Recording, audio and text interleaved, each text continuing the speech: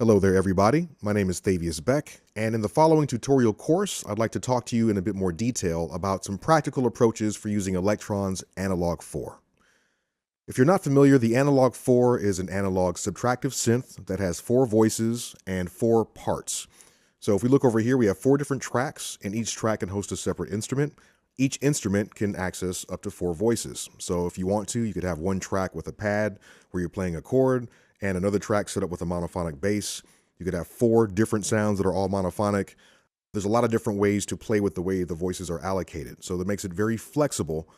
But on top of that, we also have an extremely powerful step sequencer. Elektrons become known for the way their step sequencers work because they have some unique functionality. One of these very unique features is the ability to lock a parameter state to any one of the steps. This means that every single note could have completely different settings, and these are all done by using P-locks, parameter locks. We'll explore that in detail a little bit later. We also have the ability with Analog 4 to lock a different sound to every single step.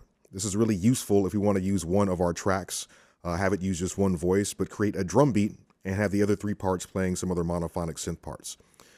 We also have a performance mode here, where we can use the knobs like macro knobs, and each knob can control up to 5 different parameters that are laid across our various tracks.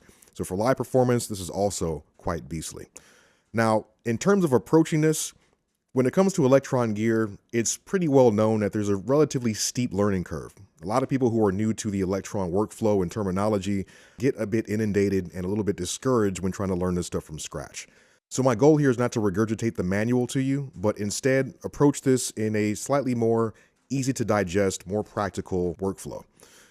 Because of this, I'm going to be starting a little bit backwards. What I'd like to do first is look at some of the preset patterns that are on the Analog 4 so we can get a better idea of how the sequencer works, how kits are related to patterns, and then from there, once we understand how kits and patterns work, we can dive into sound design.